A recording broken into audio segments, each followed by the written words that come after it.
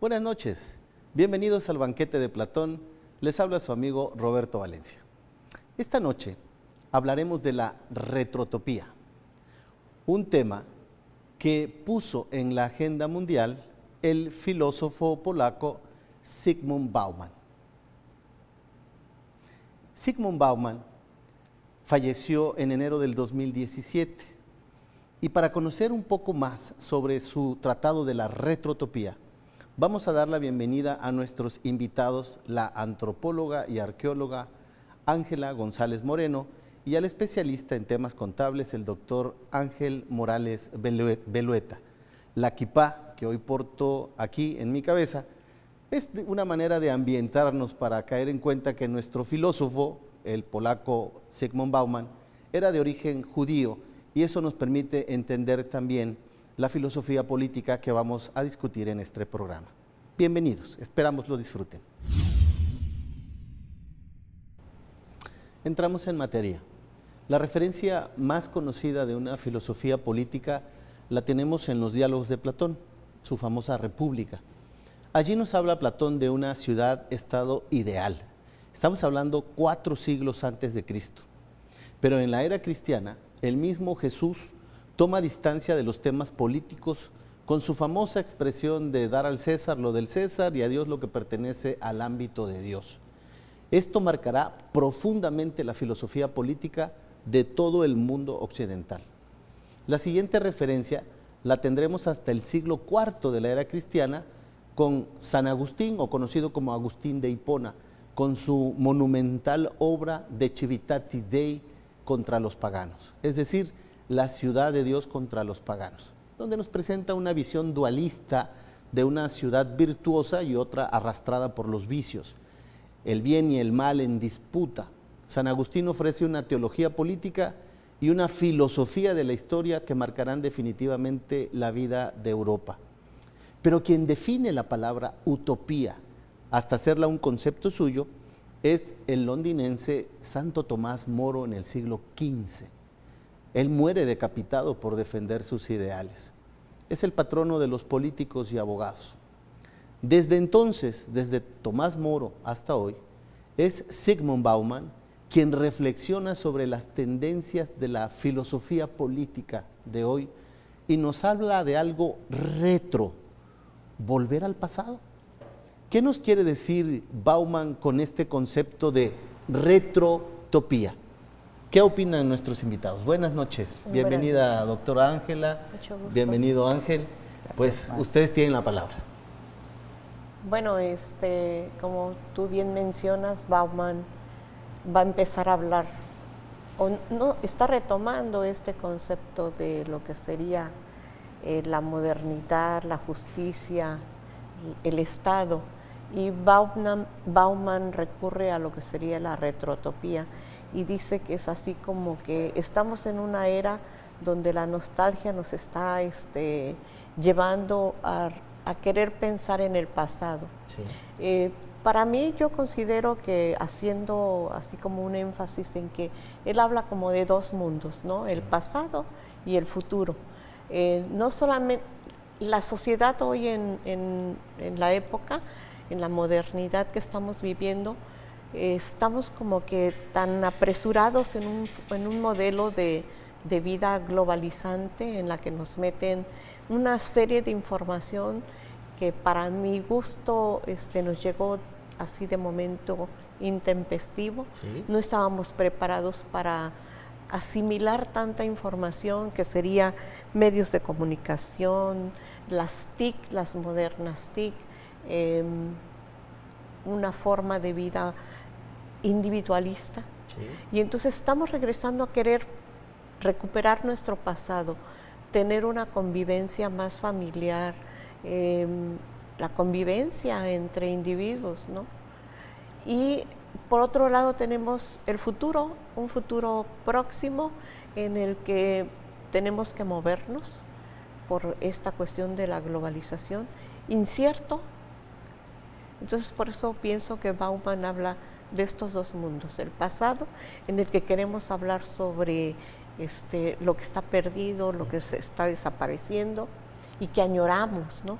Y que está una cierta nostalgia. Es como esto que, en términos muy coloquiales, de pronto decimos, estábamos mejor en el pasado. Por ejemplo, muchas gentes comparan otros momentos históricos de paz, de estabilidad, de bonanza económica, pero sobre todo de ciertas tradiciones, de la preservación de la cultura, de estas autonomías que habían antes incluso en los pueblos indígenas, por ejemplo. Exacto. ¿No? Mucha gente dice hay que volver como a lo fundante. A la sociabilización. A la sociabilización de lo originario, sí. ¿no? Los pueblos originarios, las costumbres originarias, incluso la moral tradicional originaria. Pero en esta tensión entre el pasado y el futuro se topa la modernidad, se topa la globalización, y así es como entendemos, por ejemplo, el discurso de Donald Trump cuando llega a la presidencia de los Estados Unidos,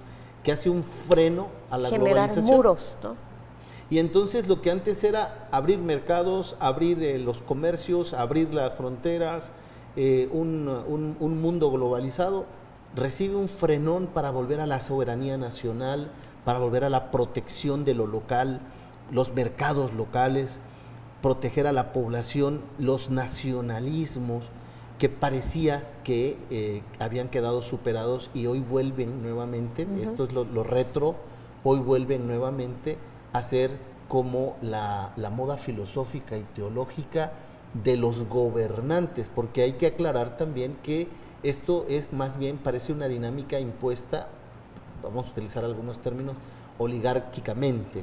Es decir, no son las masas, sino es algunos gobiernos que es lo que están proponiendo, ¿no? La defensa de sus mercados, de su población. ¿Es esto así como se entiende, sí, doctora? Sí, incluso junto con otros autores como Boyne, dice que estamos viviendo en una epidemia global de la nostalgia. La nostalgia. Que queremos recuperar estas ideas que tenemos perdidas, ¿no? Y como tú comentabas, ¿no? Estamos viviendo en un mundo tan acelerado en el que se están perdiendo los valores, la moral. La gente solamente vive de manera individualista, generando muros, paredes, bardas, ¿no? Y junto con ello estamos viviendo también a un futuro un muro que nos va a separar de Estados Unidos, mucho más fuerte, ¿no? Que el que estamos construyendo, no solamente material, sino también de ideas, de separación de sociedades, ¿no? Fíjate, Ángela, ahora que mencionabas esto de los muros, estamos en una cultura de los memes, entonces todo hoy es meme, ¿no? Hay por ahí un meme muy divertido donde aparece una de estos nuevos fraccionamientos con muros, casetas de vigilancia, guardias, etcétera, y una cámara de vigilancia, y dice el meme, ¿no? Se pone otra imagen donde aparece la vecina asomándose a la ventana, ¿no? Entonces decía, bueno, este es el paradigma de seguridad hoy, pero mi vecina era la mejor vigilante porque se daba cuenta de todo, ¿no? En los tiempos pasados, o sea, de alguna manera ya más profunda, dices, antes lo que privaba era que las personas se cuidaban entre sí, los vecinos se cuidaban entre sí, el vecino no por afán de intrometerse en la vida del otro, sino porque vivían en una misma comunidad, se protegían entre ellos. Y hoy no, hoy cedemos eso a un tercero, a empresas que se encarguen de seguridad. Sí. Entonces lo que tenemos hoy son guetos, son fraccionamientos, son muchos barrios protegidos y que ese es un paradigma, por hablar solo de un tema que usted ha propuesto aquí, el tema de la seguridad. Pero hay otro, el de la economía, el de la fraternidad, el de la convivencia. ¿Qué nos puedes decir de eso, Ángel? Bueno, pues muchas gracias, profesor, por esta invitación. Y como parte de las actividades de la maestría en filosofía, creo que Ha sido una muy buena lectura este libro, sobre todo porque empezamos a reflexionar hacia atrás y esa nostalgia hacia el pasado de los primeros pensamientos que en su momento dado, cómo esa sociedad veía a lo que ya nosotros hoy, que éramos el futuro de antes, no se consiguió o no se ha logrado. Y creo que Bauman aquí hace este análisis y entonces dice, a ver, volvemos a pensar qué era lo que en el pasado queríamos llegar y ahora no lo llegamos o no se llegó a ello. Exacto. Y estamos volviendo a pensar hacia adelante sin haber cumplido lo que se había propuesto en su inicial. Es decir, abandonamos esas ideas que en su momento el hombre, por el contexto, la sociedad en que vivía, se necesitaba hacer para ir mejorando la forma de convivencia social en todos los aspectos, en los aspectos económicos, en el aspecto político, en el aspecto social. Tomás Moro era un idealista de la utopía hacia qué sociedad queríamos llegar. Sin embargo, el tiempo pasa y no se cumple. Y el hombre lo que piensa a partir de donde está hacia el futuro. Pero aquí Bauman dice, no sigamos hacia adelante con una visión futurista. Volvamos hacia atrás y veamos cuáles han sido las fallas, por qué no alcanzamos esa sociedad que en su momento la anhelábamos, que en su momento la planeamos, que en su momento teníamos esta forma de poder alcanzar. Me parece a mí que quizás en su momento cuando alguien proyecta una visión social, no podemos tener al alcance todos los elementos que pudieran interferir para poder alcanzar ese ideal. Aquí han puesto a la mesa algo muy interesante, la tecnología. La tecnología que en su momento quizás no nos imaginábamos que iba a impactar en la forma de pensar hoy de las personas. A mí, yo cuando era pequeño recuerdo muy bien que siempre pensábamos en una sociedad futurista llena de tecnología, donde íbamos a estar tan tecnologizados que todo lo iba a hacer una máquina, que todo que el hombre ya no iba a tener un menor esfuerzo físico y que todo iba a estar reinado por la tecnología, ¿no? Sin embargo, vemos que en países pobres eso no pasa. Seguimos teniendo esas debilidades del pasado estructurales y que no alcanzamos.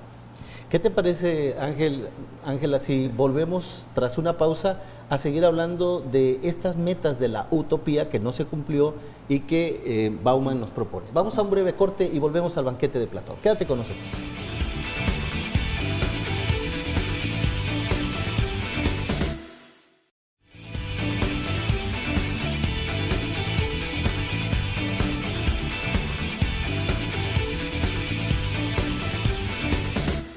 Gracias por permanecer en el banquete de Platón y seguimos conversando sobre la retrotopía, este concepto del filósofo polaco Zygmunt Bauman, y que hoy, con la presencia de nuestros invitados, seguimos profundizando. Nos quedamos hace un momento hablando sobre esta nostalgia. Los italianos la pronuncian más lindamente, dicen la nostalgia, ¿no? Con ese acento de lo bello del pasado, lo retro, ¿no? No hablamos solo de la cultura, de nuestros artistas, de nuestros alimentos, de nuestra música retro. Hablamos de un estado que se nos fue, un estado político, una filosofía política y una visión de la historia. Y creo que es necesario en este momento recordarles a nuestros amigos televidentes la figura de Thomas Hobbes. Thomas Hobbes, al que verán ustedes en pantalla, es un filósofo inglés que acuñó uno de sus grandes conceptos, fíjense ustedes, bíblicos. Esa famosa serpiente que fue creada en el quinto día de la creación, una serpiente que domina los mares, un monstruo, una especie de cocodrilo gigante, imponente, omnipresente, todopoderoso. Una cosa que te provoca miedo, pero que además en la Biblia, según lo que nos proponen los teólogos, el hecho de que esté en el mar en la época bíblica era un lugar desconocido, no es como hoy nosotros que conocemos gracias a la tecnología y los submarinos y los pozos profundos. las bestias y hasta cuál es la profundidad del mar. En la época bíblica no conocían que existía en el mar. A unos cuantos kilómetros la gente se espantaba porque era el lugar siniestro, el lugar oscuro, el fin de la historia, el lugar donde ya no se encuentra más que el hombre y su circunstancia, y encima una bestia feroz llamada el Leviatán, que por característica, amigos, tenía 300 ojos incandescentes, es decir, lo veía todo. Y Thomas Hobbes nos propone en el año de 1600, en este discurso de Leviatán como un estado político fuerte, un estado absoluto que lo vigila todo, que lo controla todo y que es prácticamente todopoderoso. Es una imagen de un estado que le da seguridad a los ciudadanos a través del pacto social y que crea a través de órganos de control y de vigilancia, ¿sí?, un sistema en el que el ciudadano se siente protegido, pero que curiosamente es al mismo tiempo dominado por un estado político, en este caso llamado Leviatán. Y curiosamente, Zygmunt Bauman nos habla en esta obra de una vuelta a Thomas Hobbes. Muchos estados han sido criticados por Noam Chomsky, uno de los filósofos también de nuestra época, sobre cómo los estados han fallado en su deber de proteger a la población, de cuidar la igualdad, la justicia, en fin, todo lo que utópicamente debería de hacer el Estado. Y hoy vemos que en algunos, incluso en la República Mexicana, a algunos estados se les ha acusado de ser estados fallidos porque están dominados por el crimen, porque no proporcionan seguridad ni educación. Y entonces dice, ¿dónde quedó el Estado fuerte, el Estado sólido, el Estado absoluto de Thomas Hobbes? Parece ser que esta pregunta de Zygmunt Bauman provoca mucha comezón. ¿Qué piensan ustedes? Polémica. Bueno, yo en este caso, sí, Bauman hace 4 retrotopías hacia atrás. En su libro lo parte en 4 partes, ¿no? Sí. De vuelta a Thomas Hobbes, que es una propuesta que hace volver hacia ese análisis, hacia ese estado, de vuelta a la desigualdad, de vuelta al seno materno, de vuelta A las tribus. A las tribus, A las exactamente. tribus. Entonces, en esta primera parte de Thomas Hobbes, que él hace ese análisis acerca de ese estado imponente, de ese estado regulador, de ese estado que en su momento dado tenía una autoridad respecto al ciudadano. Hoy en día vemos de repente en algunas instituciones, sobre todo en nuestro país, que a lo mejor se ha debilitado, y no solamente en nuestro país, sino en otros estados también. Venezuela, Perú, Argentina, Chile.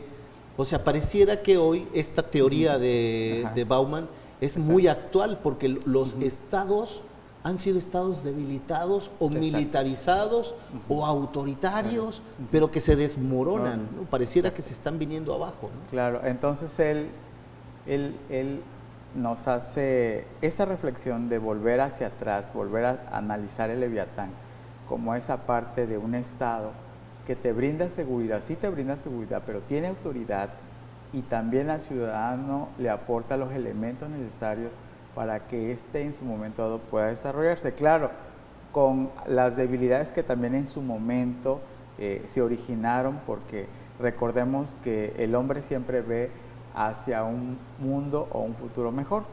¿Esto qué quiere decir? Que en su momento nosotros, cuando estamos en esta comodidad o en esta y no criticamos y no reflexionamos y no vemos qué es lo que se puede en algún momento mejorar. Creo que las cosas, y creo que lo interesante aquí es que Hobbes nos dice, hacia atrás había esto, existía esto, y lo pueden retomar. No hay nuevas ideas, Exacto. sino que ya estaba establecida, ya hay una experiencia, ya existieron esas condiciones. Y algo que Hobbes en su obra también hace la descripción del Estado y del hombre, de qué es el hombre y de qué es el Estado. Y me gusta en esa parte porque cuando hace esa reflexión del hombre, lo caracteriza y lo describe. Incluso llega a decir que el hombre se puede destruirse a sí mismo por las mismas pero ya lo describió desde esa obra. Claro, desde el siglo XVII, en el año de 1650. Lo advierte, y es increíble que el día de hoy se supone que vamos socialmente hacia adelante, y en lugar de haber aprendido de esas categorizaciones que nos hace este autor, lo que sucede es que todo parece indicar que desconocemos lo que ya se había advertido y que en su momento dado se vuelven a cometer una y otra vez las mismas deficiencias sociales, tanto en los gobiernos como en la misma cuestión de organización social. Y por eso este libro sí se me hace muy interesante, porque en realidad sí nos pone a reflexionar hacia qué punto de partida vamos a ver, hacia el futuro o regresamos hacia el pasado y recomponemos o retomamos aquellas ideas que quedaron abandonadas en el pasado y que en un momento dado soñamos con esa utopía social. Nos llega el presente. Yo recuerdo muy bien cuando me decían de niño, tú eres el futuro del mañana, ¿no? Hoy se lo repetimos lo mismo a los estudiantes universitarios. Por supuesto. Y de pronto habrá que ver qué tanto nos creemos si nosotros hemos cumplido nuestra propia utopía, ¿no? Exacto. Pero profesor, aquí el detalle es que voy a hablar específicamente de este país, desde los años 90 se han establecido programas para combatir la pobreza, la corrupción. Son temas que hoy en campañas políticas se vuelven a tomar, pero si usted analiza en esos años, eran los mismos temas y que no hemos podido avanzar y que en su momento habían ciertos planes para poder combatir. ¿Qué pasa ahí? ¿Qué sucede ahí? No se cumplen y entonces tenemos otra visión. Y aquella la abandonamos, pero ni tan siquiera hacemos el intento de poder hacerla cumplir. Y entonces vamos pensando, queremos correr sin antes gatear. Exacto. ¿No? Entonces queremos ir tan deprisa hacia adelante que nos olvidamos que ya hay una serie de estudios que ya nos han dado ese parámetro precisamente de poder tener planes de acciones y que en algún momento dado puedan funcionar para un mejoramiento social. Y aquí es un sociólogo, me parece interesante porque hace ese análisis desde el punto de vista social, gobierno, y creo, me parece a mí, que el autor en esas reflexiones pues sí nos da mucho en ese punto de decir, sí, qué estamos haciendo, qué hicimos en el pasado, en qué soñábamos, y estas generaciones olvidaron o abandonaron esos sueños que algunos ya lo habrían preestablecido o no los cumplieron. Pienso ahora que Bauman vivió, siendo europeo, la crisis de la Unión Europea. A él le tocó, como a nosotros de niños, pero pues él todavía más, porque él era joven, Sí. La parte en la que la Unión Europea se unifica y crean la zona euro. Y esta zona euro que aparecía como algo fuerte, algo poderoso, que iba a destronar incluso las otras monedas, tiene un momento de esplendor y se unen muchos países en la Unión Europea, hasta la isla de Malta y bueno, en fin. Encontramos que se unen, pero de pronto viene una crisis. O sea, aquello que parecía ser un crecimiento de un Estado, se viene abajo, y entonces viene la crisis de Italia, viene la crisis de España, viene la crisis de Grecia, vienen las crisis de las grandes economías de Alemania, que no ha sido tanto como en estos otros países. Y Bauman reflexiona también sobre eso, aunque no habla específicamente del tema de la corrupción, habla de una violencia buena y de una violencia mala. La violencia buena que genera precisamente el Estado, es decir, para proteger a los ciudadanos, tiene que ejercer la violencia, ¿no? Y la violencia mala, que es la que quiere desestabilizar al Estado, ¿no? Entonces, cuando nosotros traemos este pensamiento europeo, digamos, América Latina, nos encontramos que nosotros no hemos vivido esa bonanza que han vivido en Europa. Es decir, nosotros hemos mantenido una constante, que es la que habla aquí el maestro Ángel, de corrupción, de violencia, de pobreza, de injusticias, de desigualdad. Y entonces lo que decimos es, no hay que ir hacia el futuro, más bien hay que recobrar los hitos del pasado. ¿Qué piensa usted, doctora, que es antropóloga?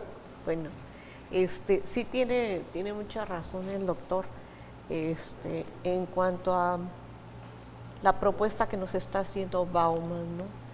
Hace un rato decía yo, él habla de dos mundos ideales, porque estamos en el presente y nos queremos regresar al pasado, porque pensamos que eso fue bueno, fue de bonanza, si tú quieres decirlo, y me hace pensar en Tabasco, me hace pensar en la productividad que había y la explotación del petróleo.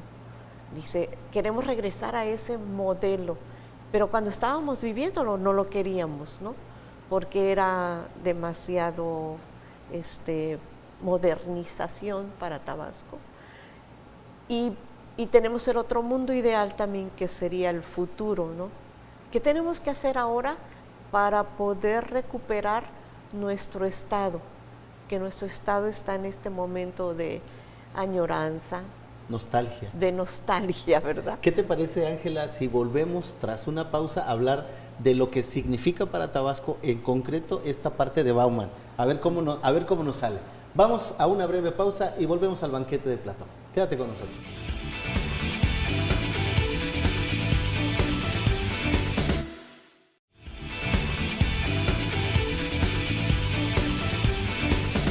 Leviatán.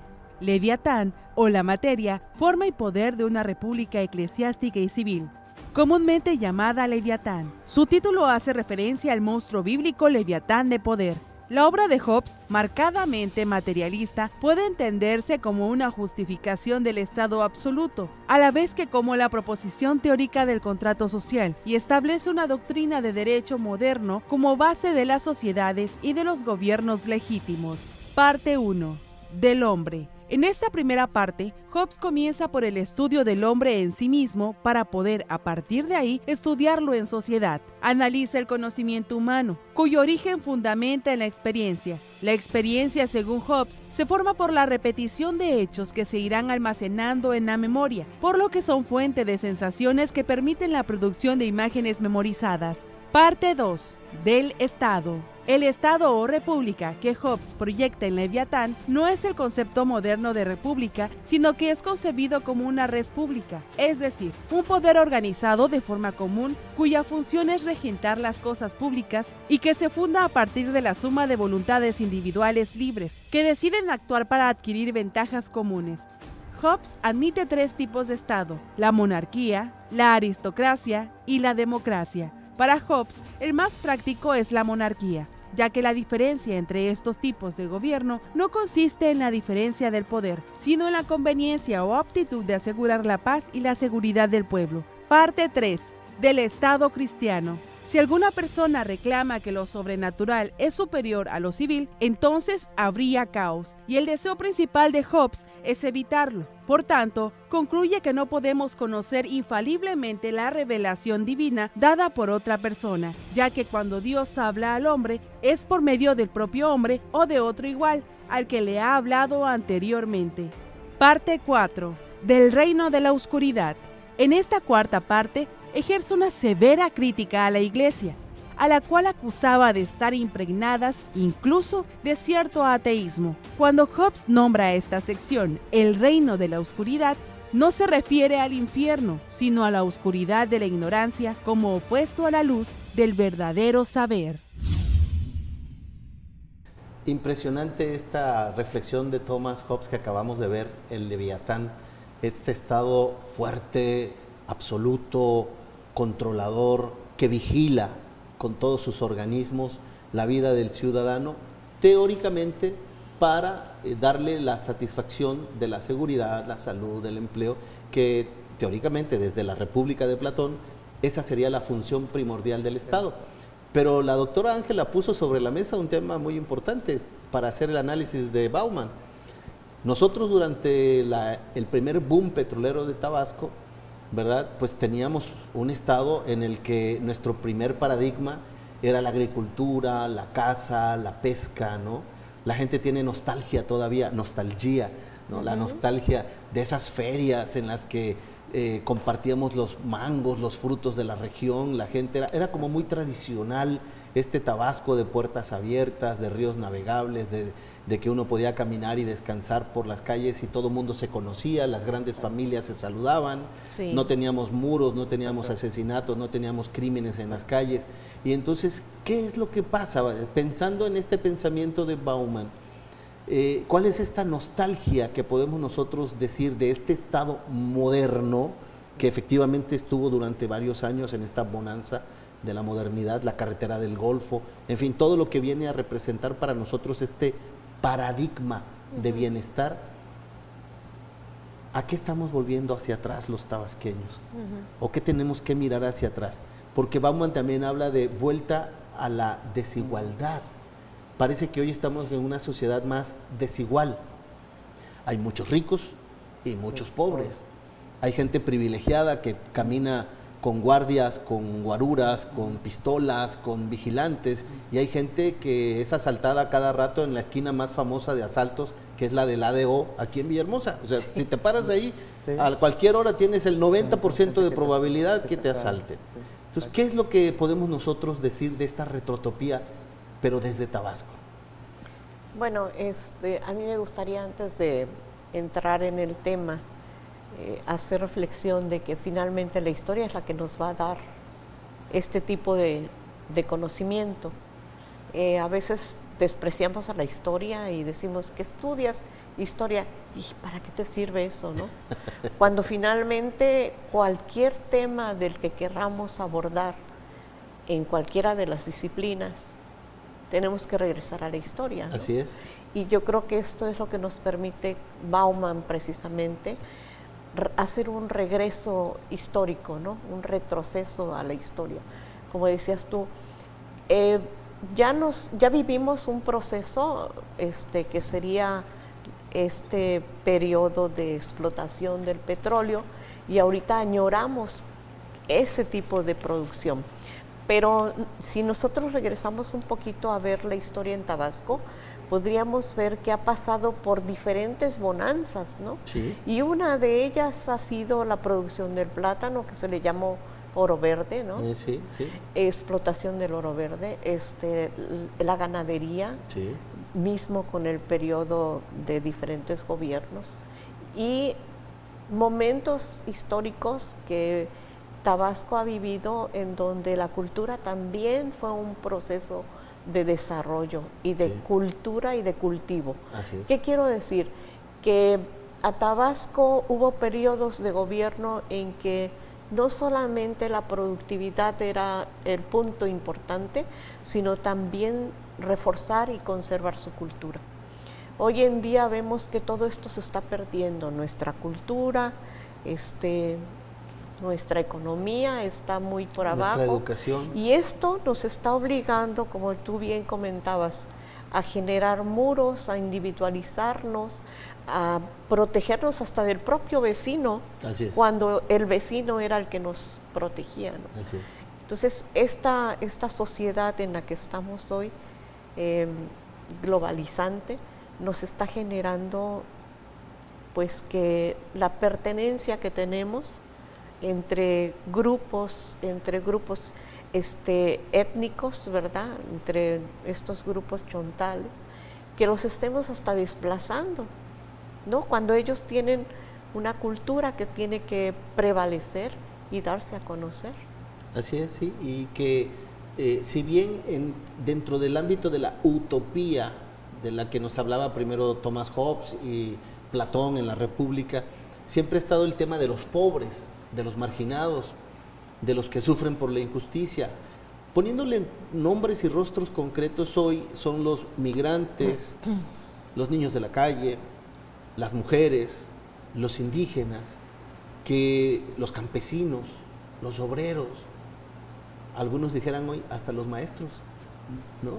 O sea, gente que naturalmente eran el motor de la economía, y hoy resulta que no forman parte de esto porque dentro de la dinámica de la globalización, quienes llevan las exenciones de impuestos, quienes llevan las preferencias fiscales, quienes llevan los apoyos gubernamentales son las empresas, las televisoras, los políticos, y entonces se generó un nuevo paradigma social que creó una gran desigualdad, que es lo que nos habla precisamente Claro. Bauman, pero no solamente en Europa, porque él lo mira desde Europa, insisto.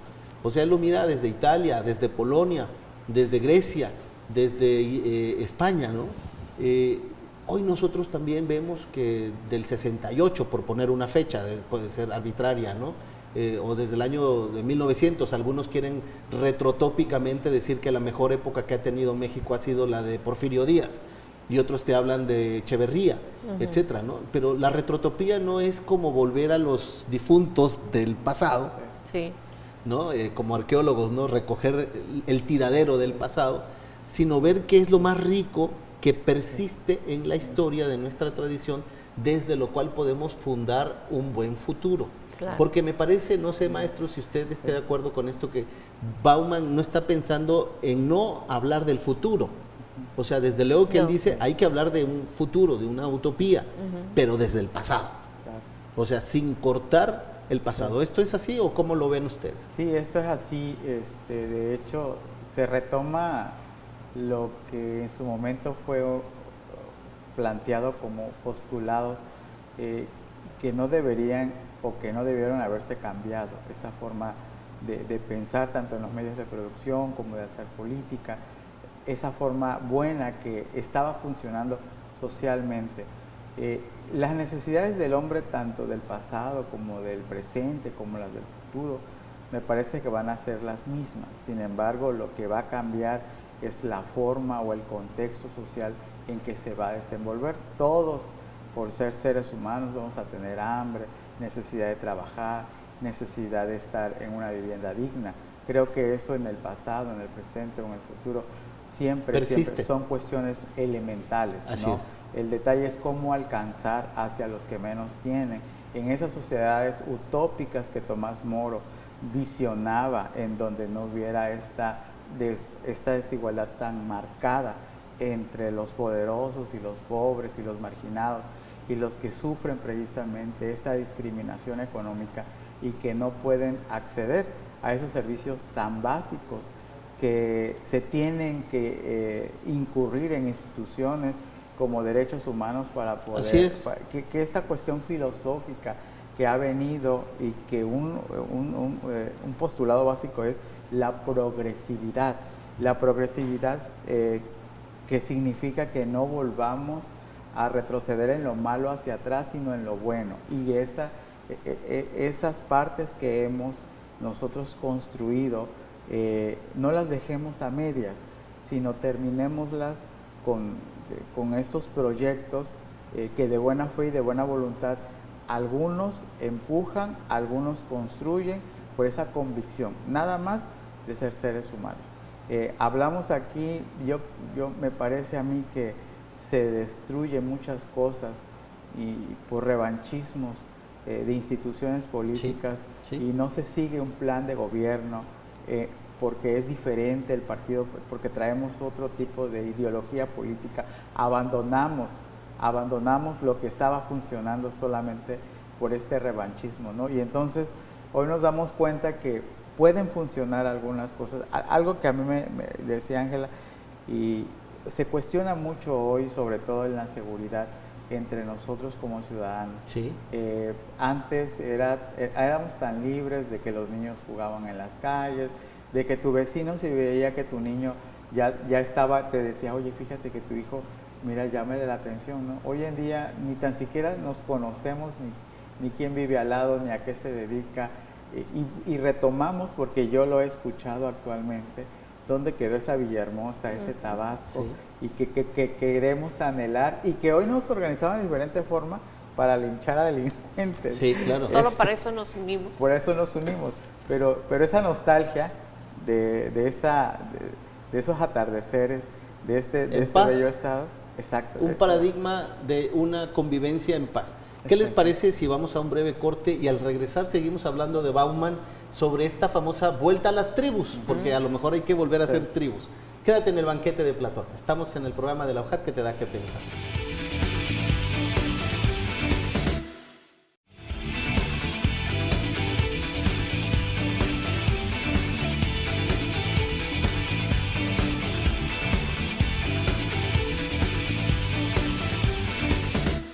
Gracias por permanecer con nosotros. Seguimos hablando de Zygmunt Bauman y nos quedamos hace un momento hablando de la vuelta a la desigualdad social. Yo recordaba que en uno de los diálogos de Platón, en la última parte, que es Las leyes, es una obra de 12 libros, donde Platón va haciendo una reflexión sobre lo que deberían ser las leyes de una república. Hablando en concreto sobre la desigualdad, él decía que para que no existiese una gran desigualdad en la república, no se debería de permitir que las personas que fueran acrecentando sus bienes lo tuviesen 4 veces más que la persona que no tiene bienes. Es decir, una persona no podría enriquecerse más de 4 veces de lo que el Estado lo permitiría. Es decir, había una regulación de la riqueza para que no hubiese esta desigualdad de oligarquías frente a una masa absolutamente empobrecida. Fíjense ustedes cómo ya desde el siglo IV antes de Cristo los filósofos están planteándose el tema de la desigualdad. Con la globalización que nosotros hemos vivido durante los últimos 10 años, este tema de la posmodernidad y de un Estado abierto, libre, que permite el enriquecimiento sin límite, ¿no? No hay ningún límite, por eso en México tenemos al hombre más rico del mundo, o bueno, tenemos dentro de la revista Forbes por lo menos a los 3 hombres más ricos del mundo, ¿no? En México. ¿Por qué? Porque en México no hay un límite para hacerse un potentado, pero tampoco hay un límite para tener un número de pobres, ¿no? Algunas personas sostienen que las personas que viven con menos de $1 diario en la Ciudad de México son muy pobres, rebasan los 20 millones, sin contar a los desempleados. Entonces esta tremenda desigualdad nos dice algo y sobre esa reflexiona también Bauman.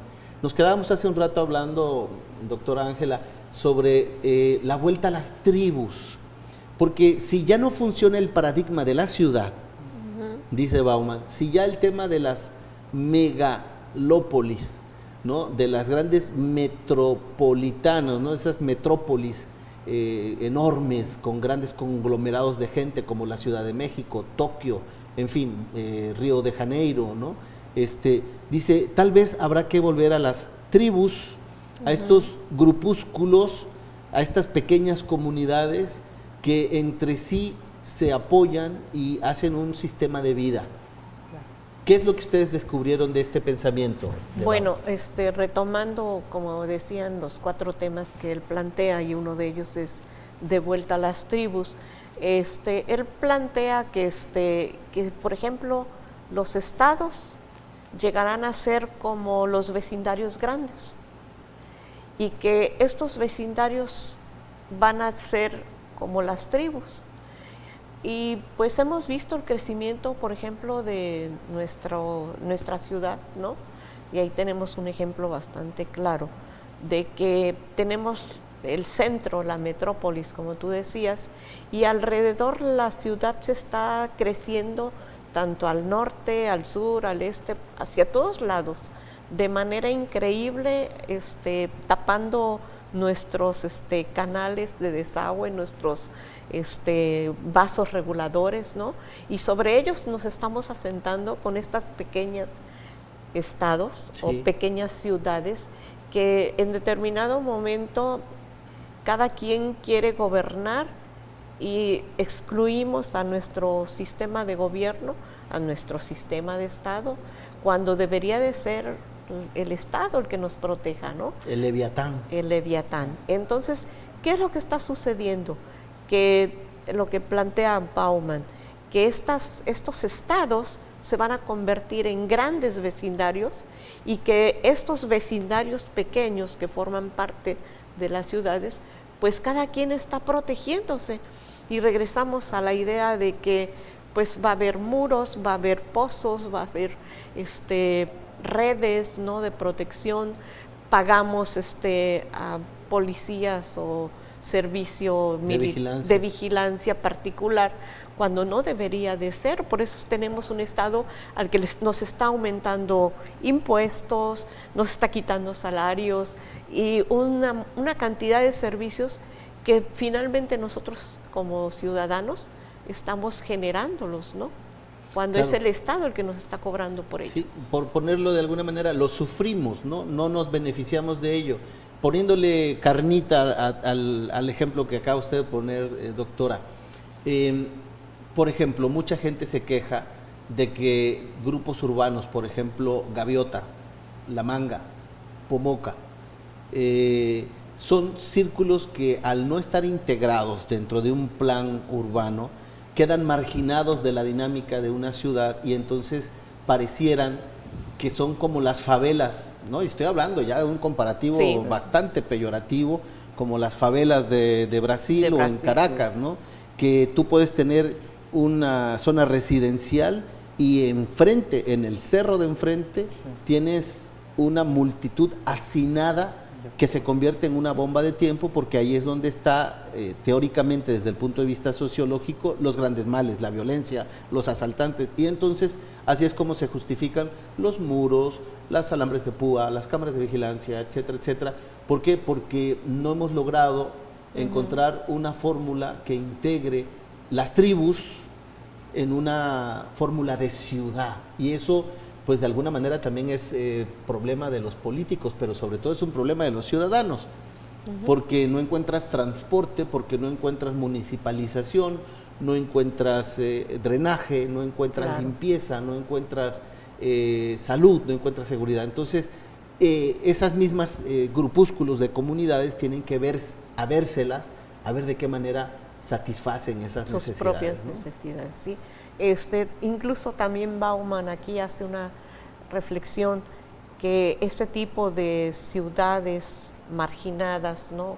O pequeñas tribus, como decíamos, pues se generaron a partir de la Segunda Guerra Mundial en Sí. Francia, ¿no? Sí. Que empezaron a hacer estos grupos donde enviaban a toda la gente que no cumplía con las necesidades o con los estándares económicos, y vemos que existe la estratificación social bastante visible en ese tipo de ya sea tribus o ya sea colonias, ¿verdad? Y lo estamos viendo también aquí en Tabasco, ¿no? Tenemos la ciudad que está dividida en pequeños fraccionamientos, y estos fraccionamientos están catalogados ya por un sistema de estratificación social, ¿no? Así es, que tristemente va acrecentando las clases sociales, y ya no hablamos de clases sociales, sino prácticamente como si fueran feudos, ¿no? Como si estuviésemos en una sociedad feudal. Hay un último tema que toca Bauman y que no hemos hablado de él, y me gustaría que con él vayamos cerrando el programa. Esta famosa vuelta al seno materno.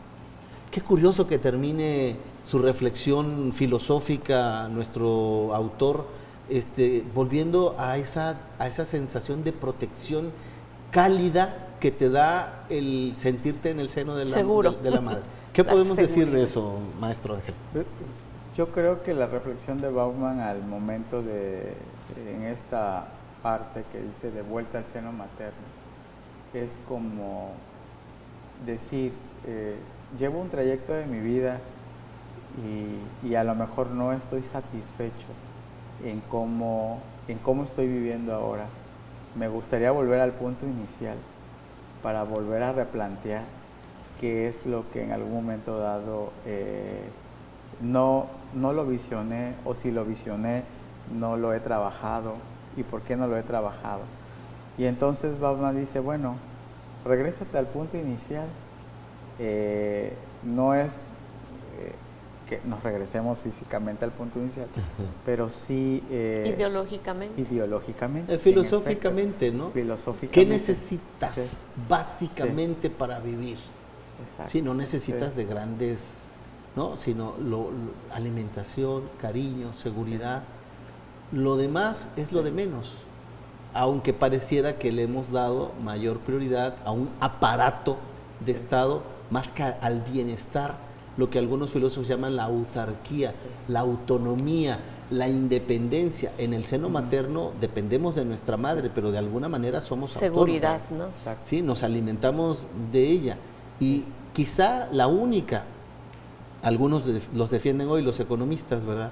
La única cosa que debería defender la Revolución Francesa, libertad, igualdad, fraternidad, es la primera autonomía que puede tener el hombre, que es la autonomía económica, que el ser humano tenga la capacidad de satisfacer su comida, su vestido y un pequeño patrimonio para la familia, pero sin la ambición del que quiere ser dueño de todo el mundo, porque esos son los verdaderos parásitos, los que quieren enriquecerse sin hacer nada a costa de los demás, y esos son los que generan los grandes problemas. Es el progreso personal de cada persona sin perjudicar al de al lado. Es decir, tenemos que ver el entorno. Cuando uno va hacia adelante, no puedes ir individualizado porque vivimos en un sistema social. Y el hecho de que a lo mejor yo pudiera avanzar un poco más, eso no me da a mí tampoco la autoridad, por ejemplo, para destruir un medio ambiente, para en algún momento dado hacer a un lado a lo mejor el mismo proyecto que yo tengo, sino entrar en esta competencia sana. Sin embargo, creo que hay que reflexionar mucho qué es lo que éramos antes, en dónde estamos ahora y cómo visionar el futuro de los sueños que anhelábamos, y creo que todavía se pueden cumplir. Eso lo podemos lograr. Nostalgia. La nostalgia. Nos quedamos con un sabor de nostalgia, de nostalgia. Y les damos las gracias a ustedes, doctora Ángela Ángel, Gracias por participar en este programa, y esperamos que en la próxima emisión contar con tu preferencia aquí en el Banquete de Platón, el programa de filosofía de la Universidad Juárez Autónoma de Tabasco, que te da qué pensar. Nos quedamos con nostalgia. Hasta la próxima.